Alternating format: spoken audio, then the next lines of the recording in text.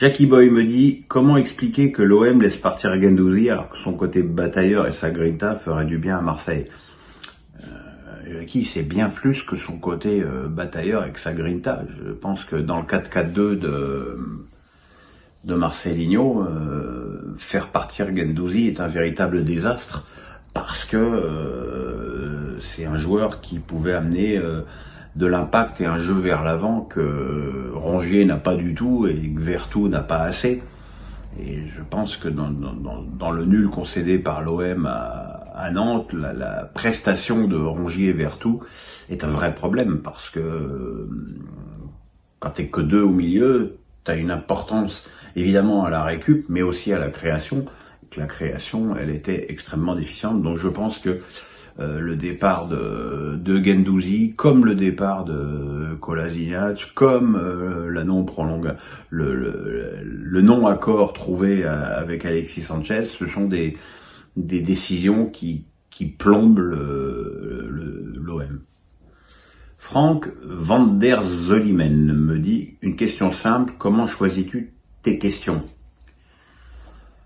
Écoute, là je vois cette semaine, j'avais entre Facebook et Twitter, X, il faut que je m'y fasse, j'avais 180 questions en gros. Voilà, j'essaye d'en sélectionner, comme je suis assez bavard, 20, 25, là j'en suis à plus de 30, mais là je vais faire un écrémage au fur et à mesure. Voilà, il y a des mecs, il y a des noms je sais qui reviennent souvent, mais c'est parce qu'ils posent des bonnes questions. Et puis il y a aussi énormément de questions redondantes. Là j'ai par exemple eu au moins 20 questions sur Lens, donc j'en ai choisi une, voilà. Vincent Munier me dit, parmi les nombreux joueurs que tu as pu connaître au cours de ta carrière, quels sont ceux qui t'ont le plus bluffé par leur gentillesse, leur intelligence ou leur humour? Y compris ceux que tu pouvais découper sur leur prestation en match, merci. Alors bah, quand on me dit ça, j'ai deux noms qui me viennent tout de suite en tête, c'est Thierry Henry et Robert Pires.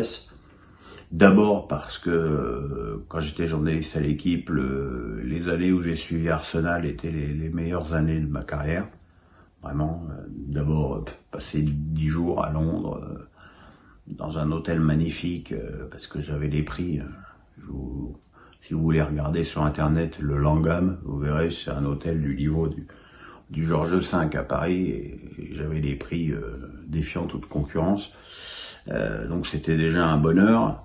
Thierry, c'était une relation incroyable, parce que après chaque match, il m'appelait. Sa femme m'avait dit, c'est incroyable, il t'appelle avant son père, avant son frère. Et puis Robert, parce que c'est le mec le plus gentil, le plus drôle et le plus normal qui m'ait été de croiser dans ce milieu.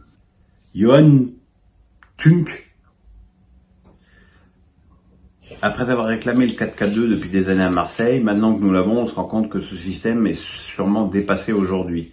Es-tu du même avis et penses-tu comme moi qu'on doit le repasser à 5 jours au milieu pour arrêter de se faire transpercer comme ça à chaque perte de ballon? Merci à toi. Je pense pas que ce soit un problème de tactique, je pense que c'est un problème de joueur. L'OM jouait en 3-5-2 depuis Sampaoli et Tudor. Là, tu passes en 4-4-2. Et c'est normal à la fois que l'effectif ait besoin d'un temps d'adaptation. Et c'est aussi malheureusement normal que l'effectif ne soit pas adapté à ce système. Donc là, peut-être, il en va peut-être de l'intelligence de Marcelinho de ne pas s'entêter avec ce système. Mais voilà, je pense que compte tenu de l'effectif de l'OM, ce système est malheureusement totalement inadapté. Nicolas Young, es-tu inquiet du niveau de jeu du Racing Club de Strasbourg? Ne faudrait-il pas appliquer davantage les recrues type Bakwa et Gabriel pour essayer d'apporter plus de solutions offensives? Pour tout te dire, Nicolas, j'étais très très énervé après le match de Strasbourg à Nice. Parce que, comme je l'ai dit hier soir, quand tu mets une équipe sur le terrain pour perdre, faut pas t'étonner de perdre. Patrick Vieira a réclamé des ailiers, il en a, ils sont jeunes, c'est vrai, perfectibles sûrement, mais ils sont là.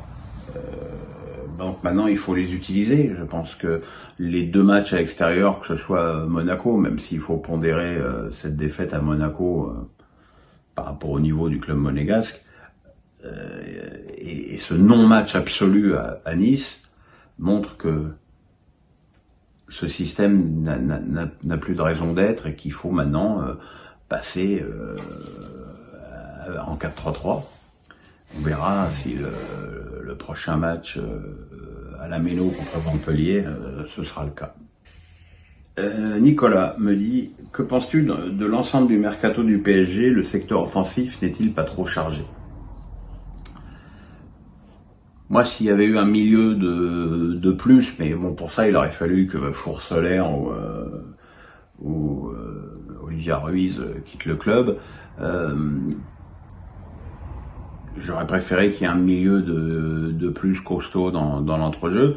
Maintenant, 6 attaquants, quand tu sais le nombre de matchs que va jouer le PSG et que Enrique joue avec 3 attaquants, ben non, c'est pas trop. Il va toujours y avoir un moment où il va y avoir un d'entre eux qui va avoir un coup de moins bien, une petite blessure, une petite suspension. Donc voilà, gouverner, c'est prévoir. Donc je trouve que c'est quand même un mercato de grande qualité.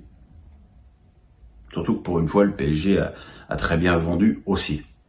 Chertov me dit, que penses-tu de l'élimination honteuse de l'équipe de France de basket à la Coupe du Monde? Que pouvons-nous espérer pour la suite? Les JO arrivent. Alors pour les JO, on peut mettre ça sur la thèse de l'accident. Je pense que c'est très difficile de se remettre d'une branlée comme celle que les Français ont pris contre le Canada lors du premier match. Le deuxième match contre la Lettonie, ils ont été très déficients, mais les Lettons ont fait un match invraisemblable, notamment au shoot. Donc voilà, écoute, après il faut arrêter de se tirer, et c'est visiblement une spécialité de l'équipe de France de basket, qu'elle soit féminine ou masculine. Quand tu vois qu'il n'y a pas Marine Johannes avec les Bleus féminines, parce qu'elle aurait eu 3 jours de retard pour essayer son contrat aux États-Unis, je trouve ça aberrant. Et se priver de Thomas Hurtel parce qu'il joue en Russie, je trouve ça aberrant aussi. Donc voilà quoi. Et puis il y aura Wembayama, et puis il faut compter sur l'orgueil de certains joueurs qui vont pas 2 fois passer au travers. De toute façon, je pense pas qu'on ait d'autres choix. Jackie Boy. Comprenez-vous Jean-Michel Aulas qui d'un côté veut récupérer l'argent qu'on lui doit, mais pour ça sème la pagaille? On est dans un épisode classique de dépit amoureux. Jean-Michel Aulas a vendu son bébé avec des engagements de la part de l'acheteur qui n'ont pas été tenus, puisqu'ils l'ont viré comme un malpropre quelques semaines après. Donc voilà, Jean-Michel, il est en colère. Si en plus on lui doit de l'argent, et quand on dit qu'on lui doit de l'argent, on lui doit pas 150 €, je comprends qu'il fasse valoir ses droits. Après, bon, les déclarations, on connaît Jean-Michel, on sait que c'est quelqu'un qui peut être excessif. Là, pour le coup, il l'est, mais il a peut-être aussi des raisons de l'être. Jackie Boy encore, Lille qui laisse partir Bayo alors qu'ils ont peu d'attaquants, vraiment un choix illogique.